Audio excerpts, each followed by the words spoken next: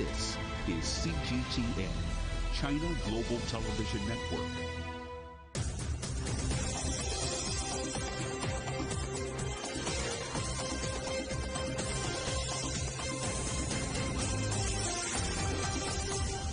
Live from London, this is The World Today. Hello, I'm Naweed Jabarkil. Welcome to the programme. Our top stories this hour. Ukraine's Prime Minister says forces in Mariupol will not surrender despite a Russian ultimatum. There's been renewed shelling on Ukraine's second largest city, Kharkiv. 5 people are reported to have been killed. And Shanghai's authorities ramp up mass testing as they set Wednesday as a target to stop the spread of COVID-19 outside of areas under quarantine.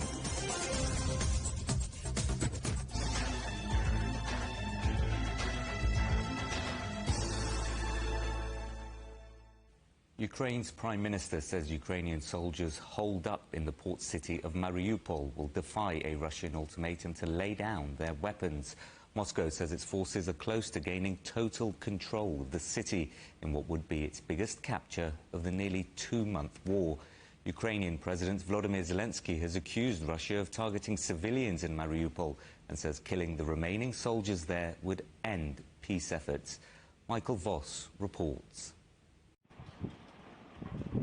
All eyes were on Mariupol on Sunday following Russia's offer to spare the lives of Ukrainian fighters if they met the deadline to lay down their arms and surrender. After 6 weeks of devastating assaults leaving most of the city destroyed, the remaining Ukrainian fighters had holed up in the vast Azovstal metallurgical plant with its warren of underground tunnels. President Zelensky has called the destruction of this port city inhuman and says he'll end the peace talks if the remaining defending troops are killed. Air raid sirens went off overnight across many parts of Ukraine as Russia steps up its missile and shelling campaign. Russia says it hit an ammunitions factory in Brovary in the Kiev region, with the local mayor confirming there was an attack. The second city, Kharkiv, is facing daily bombardments. Russia says it's targeting infrastructure and military-related facilities, not civilians. But this hospital in Kharkiv says it treated 31 people following a daytime strike, with many of the patients caught outside in a park. Это резко началось, мы даже не успели отреагировать, чтобы добежать до подъезда. It started abruptly. We didn't even have time to react and run to the building. There were flashes of smoke. We immediately tried to hide with our neighbours under the benches, under the tables, but unfortunately not without loss. Russia is now building up its troop numbers and heavy weapons in the south and east as it prepares to launch its offensive to take full control of the Donbass region. The Ukrainians are also digging in and rearming, and according to US officials, the first of the $800 million worth of military equipment has arrived in the country. Despite the fighting, some Ukrainian farmers are managing to sow this year's crop of oats, wheat and corn. Ukraine was known as the world's breadbasket, and there are concerns that the conflict could result in significant shortages, price rises and hunger across much of the developing world. Michael Voss, CGTN. Well, let's take you to Ukraine now. Peter Zalmayev is director of the Eurasia Democracy Initiative. He joins us live from near Kiev. Peter, good to see you again. What's the situation like where you are, firstly? Well, where I am is relatively safe, but when I say relative, you still have to understand that there are daily sirens, daily air alerts, simply because Vladimir Putin is still ultimately not given up on his idea of, if not controlling all of Ukraine, which has been proven quite, I think, decidedly. It's not going to be possible for him, but he's going to keep terrorizing all of Ukraine. So no city in Ukraine is immune from this terror. And how is the morale of the Ukrainian people holding up then?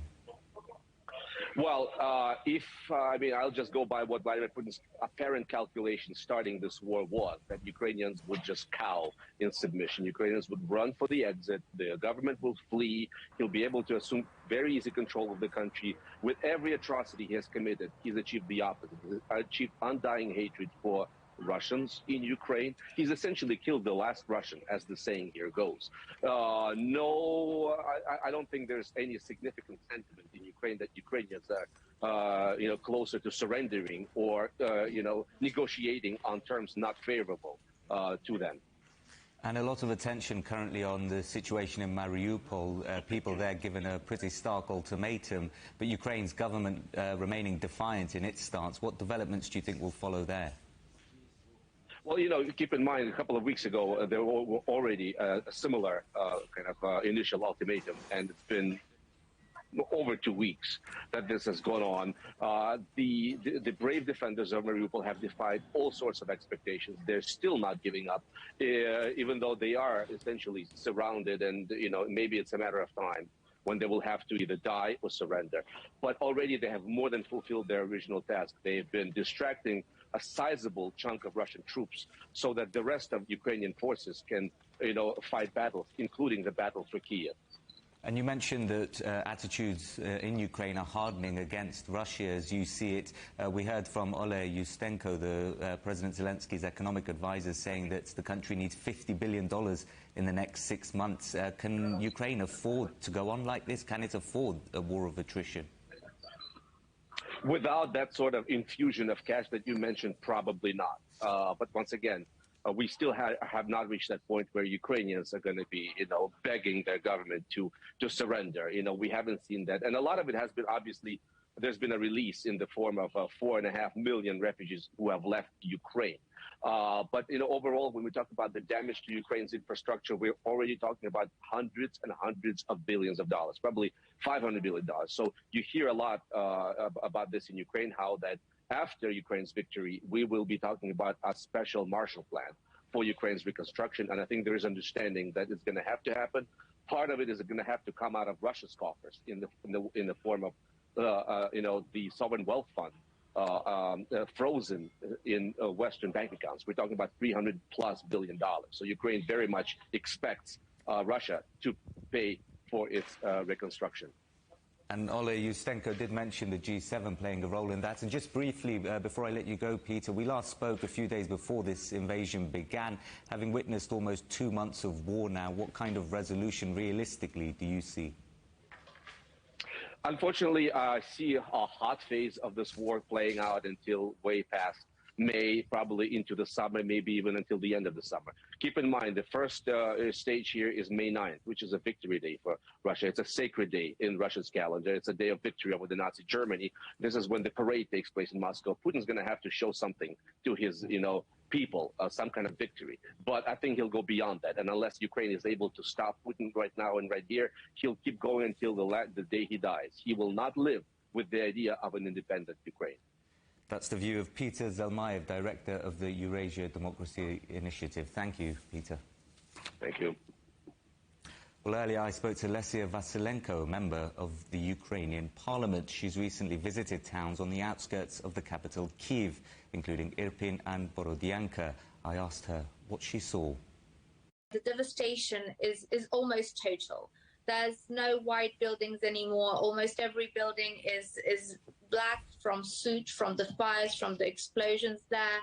The destruction is unprecedented, especially if you like me, know the background of these cities, that they were essentially very quiet residential towns where people who commuted to work from Kyiv would choose to live because it's cheaper, because it's more convenient for young families to live in. And now you realize that these families, they have no homes anymore. And it will take years to rebuild it all, to bring it back to normal. And for many families, this normal will never be the same again, because they have lost not just things and houses, but they have lost members of their families, their friends, their neighbors. And there's nothing that can bring that back. And a lot of attention now is on Mariupol in the south. President Zelensky says negotiations with Russia will end if the city's defenders are killed. Is Mariupol going to fall, do you think? And just tell us why that city is so important. Ukraine is doing everything possible for Mariupol to keep standing. At the same time as we are fighting for that city with all we have, we are also trying to evacuate Ukrainians who still remain in the city and who are prohibited from leaving by the Russian armed forces.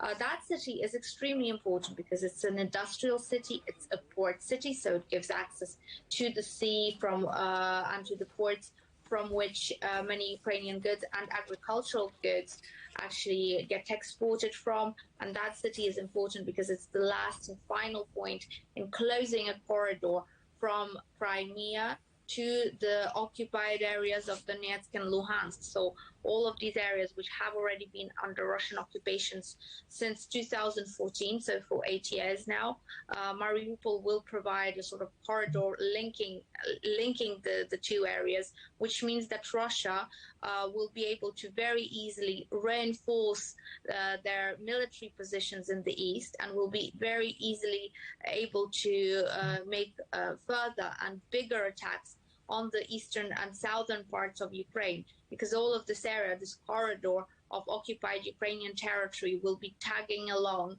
the Ukrainian-Russian border.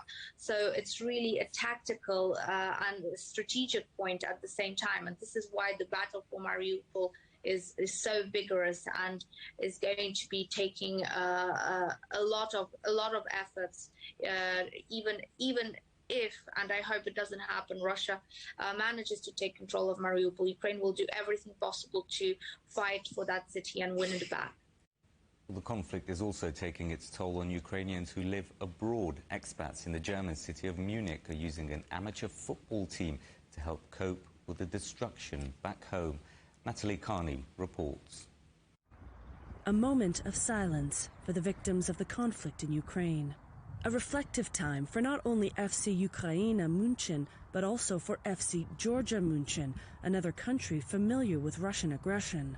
While many of the Ukrainian players have been in Munich for some years, they all have family and friends back home, including Vitaly, who has been managing the team for the last 8 years. My parents are currently in Ukraine, also my wife's parents. For sure, I do worry about them all. For my people, for my friends that stayed in Ukraine, for those who are fighting or trying to help. It's very painful and scary to think how our nation is being forced to survive in war. 3 team members have already traded in the football pitch for the front line in Ukraine, and others are helping from Munich. I'm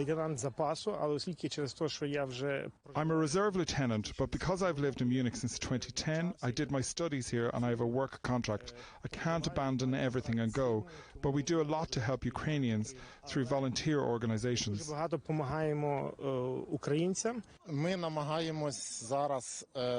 are doing our best to help from abroad with volunteer activities, fundraising to purchase gear and medical supplies.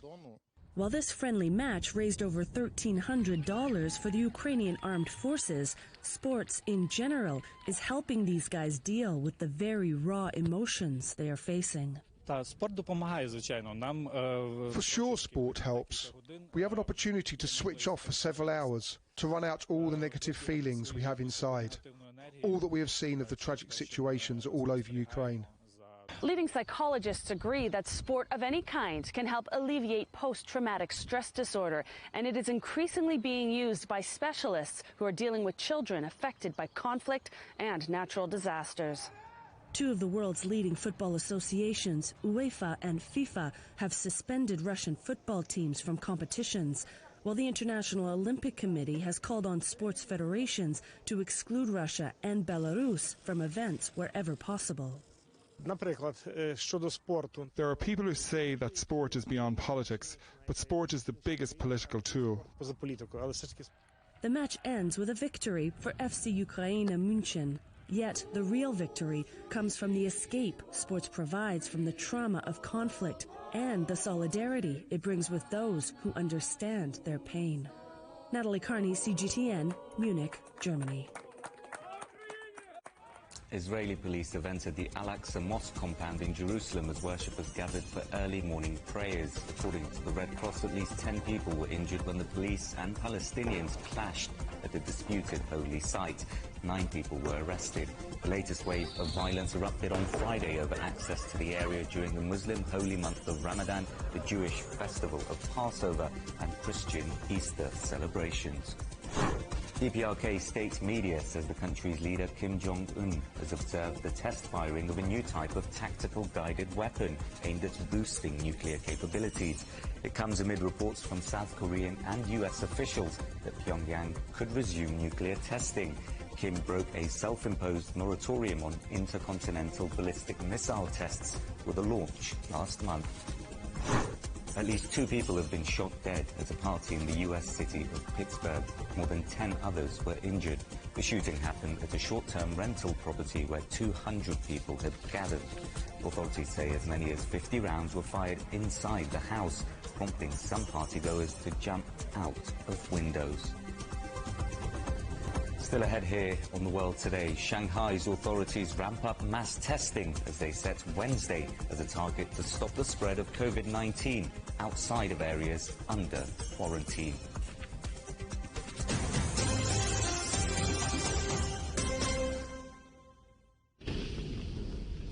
The British public not only need to know, but they want to know more about China.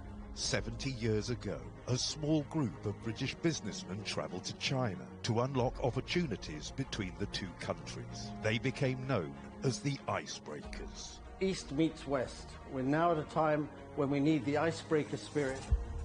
My first impression when I came to China is I noticed the similarities more than the differences.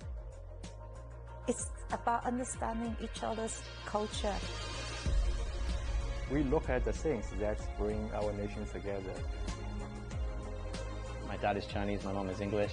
I grew up in London, but I went to China to work at age 25. Whenever I've gone to China, it's just been amazingly welcoming. The music is beautiful language and bringing all the people together. I'm exploring, I'm experimenting, I'm trying something new, all in the hopes to build a bridge. And I think we definitely need more people doing that. It was only when I got to know my Chinese father in my 40s that I really got to know the other half of myself. I hope we make it another 50 years, another 500 years.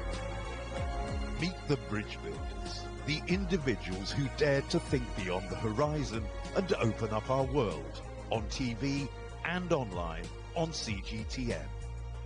I hope that you will all become icebreakers and bridge builders.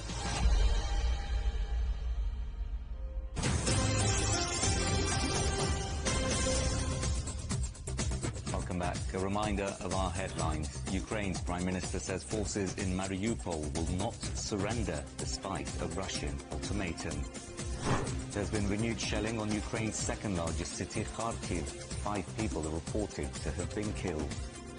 And Shanghai's authorities ramp up mass testing as they set Wednesday as a target to stop the spread of COVID-19 outside of areas under quarantine.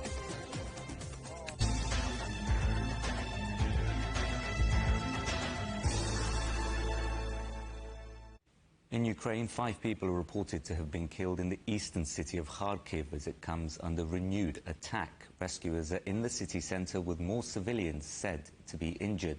Let's go live to Lviv in western Ukraine and join Philip Crowther now. Philip, what more do we know about those attacks reported today? Yes, the local authorities say that 5 people died and 13 were injured. This appears to have been Russian shelling in the center of Kharkiv. That's where we also have 2 of our Associated Press colleagues who saw 2 dead bodies in that area and saw several injured as well. It's not the first time that this city is targeted by Russian shelling.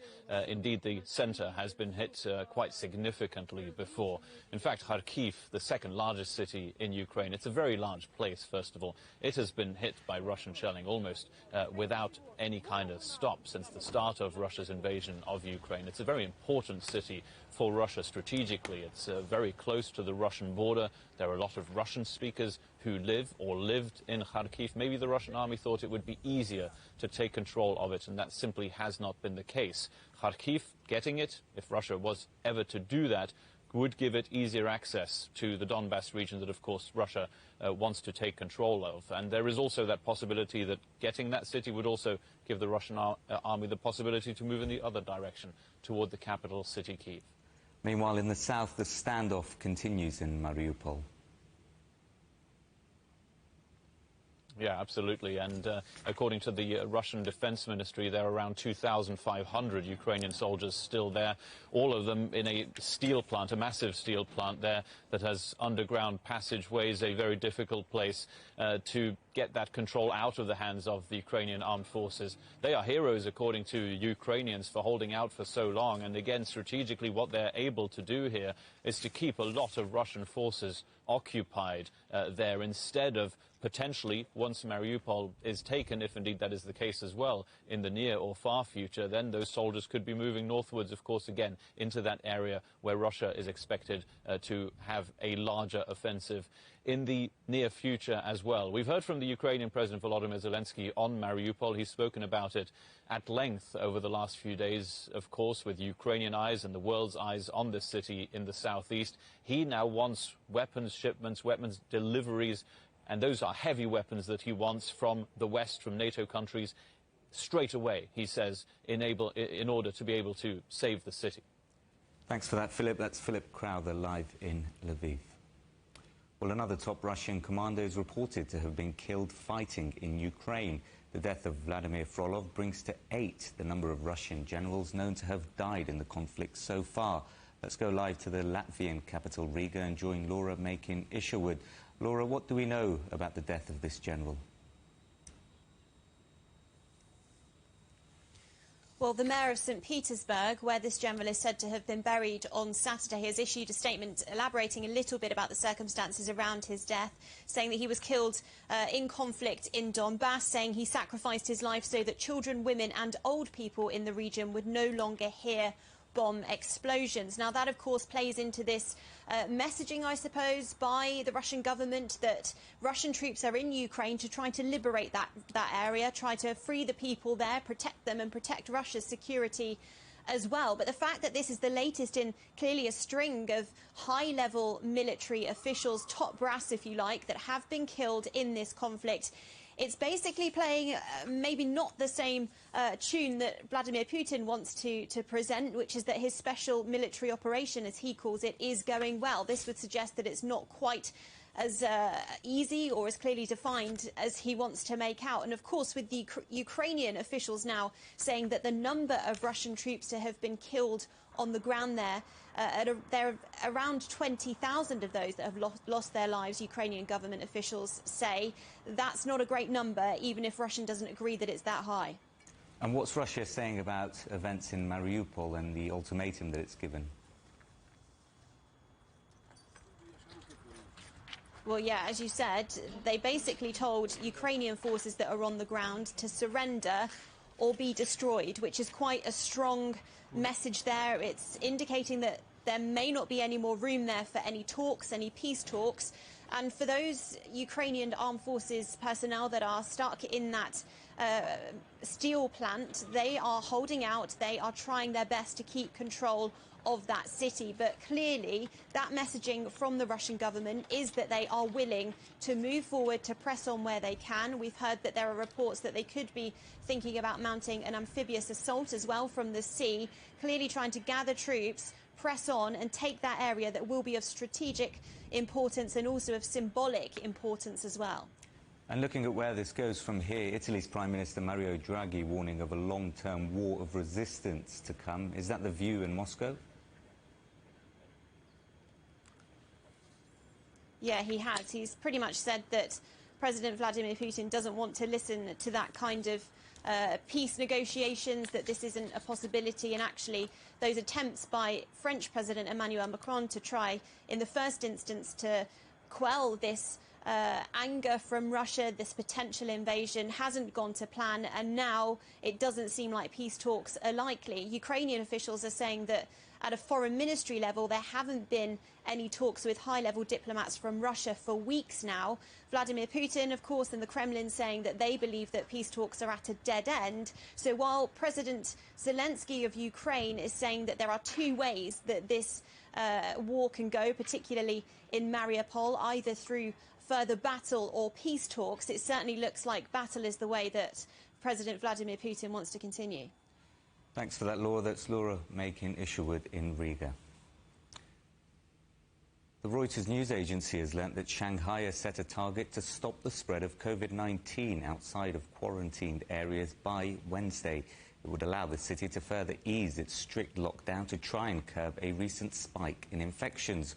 Authorities reported over 21,000 cases on Saturday. CGTN's Huang Yue reports from the city. This is one of the inflatable laboratories set up in Shanghai to help improve the testing efficiencies of the megacity. It was built within 24 hours and started operation on March the 26th. And now it can take as many as 100,000 samples each day. Using the pooling method, the same type of specimen from several people is combined under one test. This approach increases the number of people that can be tested using the same amount of resources. So, for example, 1 million people can be tested using 100,000 samples. The inflatable labs are bigger than regular ones, and they can be set up very quickly. Samples are tested in batches, so we get the results faster.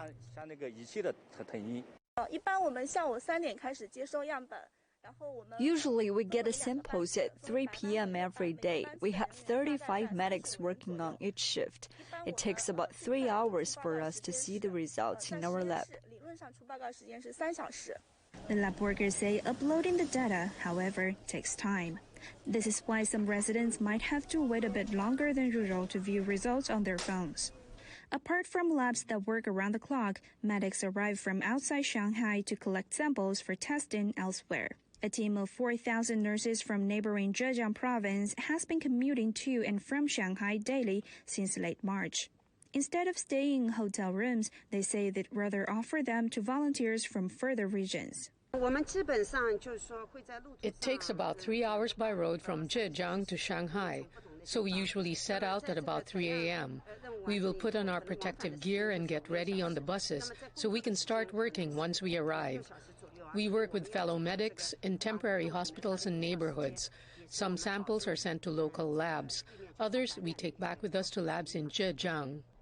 Shanghai's daily rolling average of COVID cases has been above 20,000 in recent weeks. Most of them are asymptomatic. The megacity, with a population of over 25 million, has carried out multiple rounds of mass testing as part of efforts to curb its outbreak. Huang Yue, CGTN, Shanghai. A reminder of our headlines. Ukraine's Prime Minister says forces in Mariupol will not surrender despite a Russian ultimatum. And there's been renewed shelling on Ukraine's second largest city, Kharkiv. 5 people are reported to have been killed. And that is the world today. Thank you for watching. We're on smart TV apps, Roku, Apple TV, Amazon Fire and Android TV, YouTube and Dailymotion, CGTN.com and the CGTN app. And in the UK, 24 hours a day on Freeview. There's more news at the top of the hour. Coming up next, though, it's Razor. For now, from all of the team here in London, goodbye.